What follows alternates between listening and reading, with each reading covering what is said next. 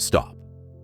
Read this slowly, before your thumb moves again, before your mind decides this is just another video, before skepticism tells you to scroll past. Pause.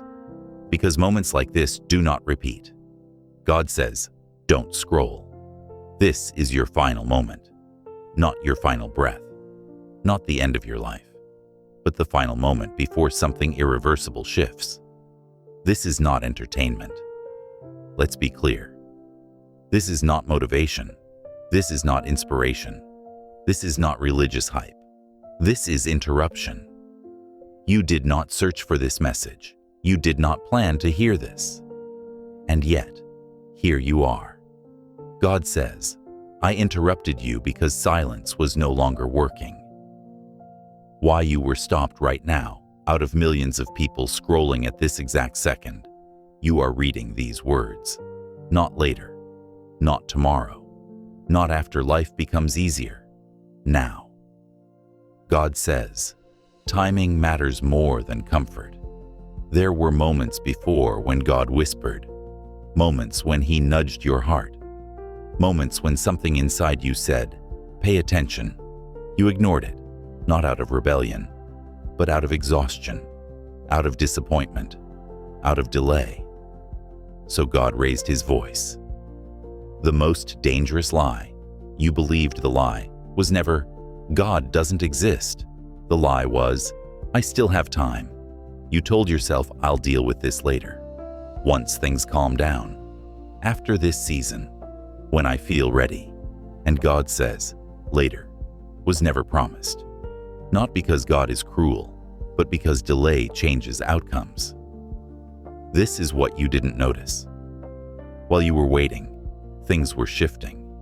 Opportunities expired quietly. Connections drifted away silently. Doors closed without announcement. And you told yourself, maybe it wasn't meant for me. God says, it was meant for you, but it was meant to be answered.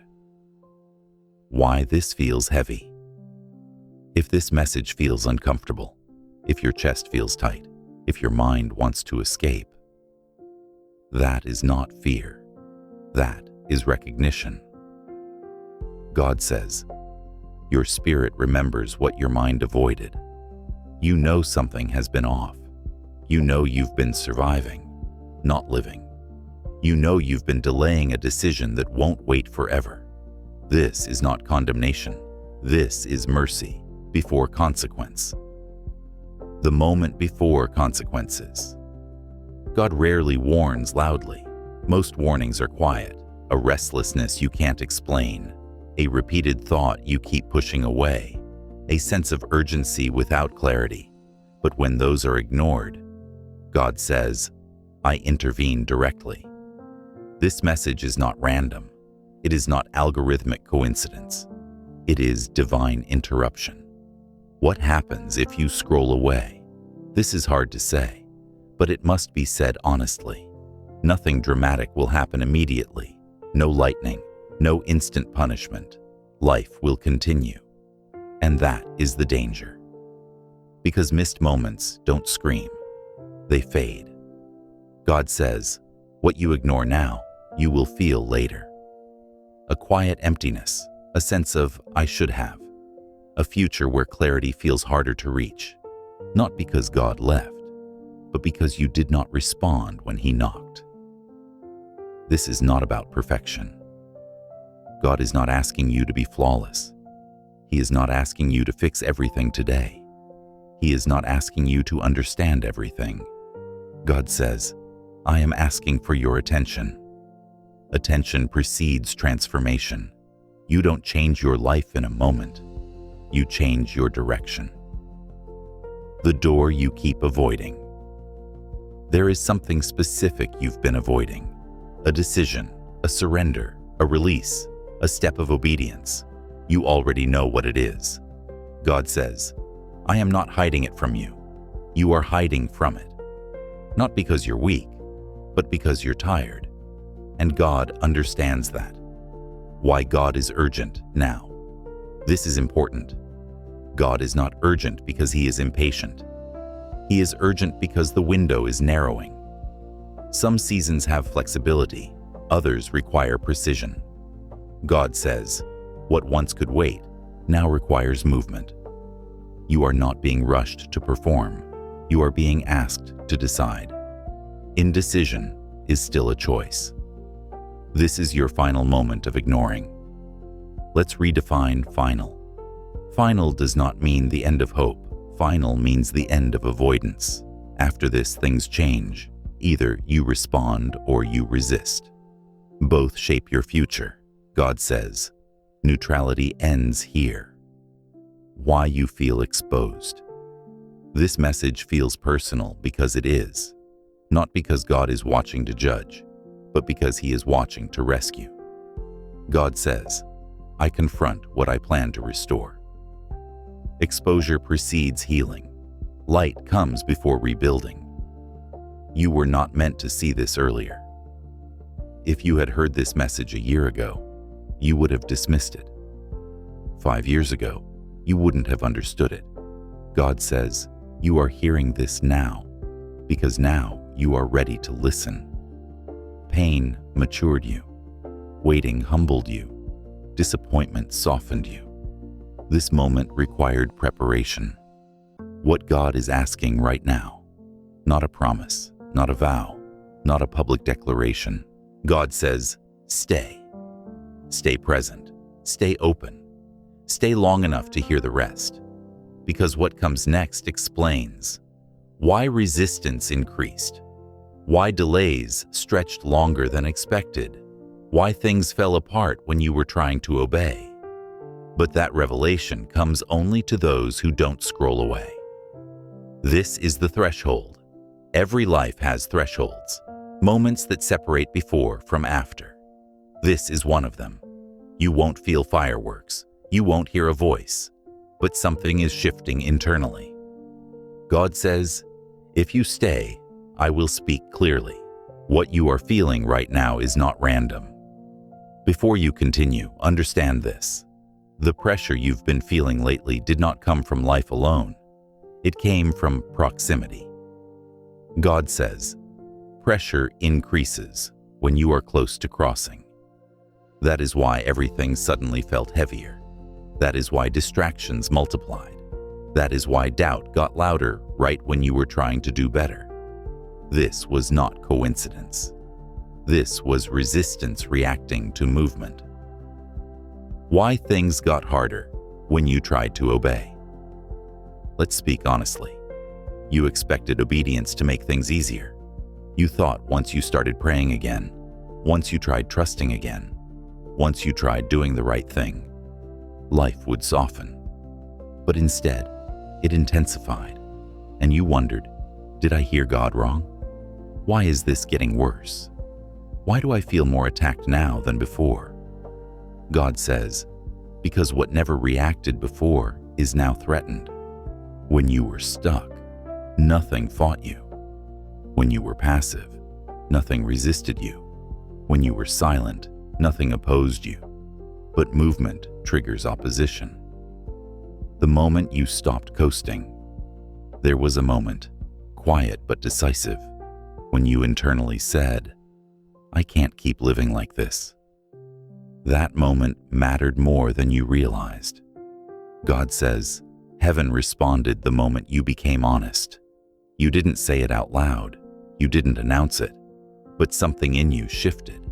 And the moment it did, everything that benefited from you staying the same started pushing back. This is why distraction became stronger. Have you noticed? The more important something became, the harder it was to focus. Your phone felt louder. Your mind felt noisier. Your motivation felt inconsistent. God says, distraction is designed to delay alignment, not destroy you, just slow you down. Because delay often succeeds where destruction fails. Why you felt tired without a clear reason. This is not just physical exhaustion. This is decision fatigue. You have been carrying an unresolved choice. Stay where it's familiar or step into what requires faith. God says, unmade decisions drain more energy than action. Your tiredness isn't weakness. It's the weight of standing at a crossroads too long. What you keep calling bad timing. You told yourself, now is not the right time. I need more stability first. Things are too uncertain. God says, uncertainty is not a sign to wait. It is often the signal to trust. If everything felt safe, faith would not be required. The door you're afraid to open. Let's name it clearly.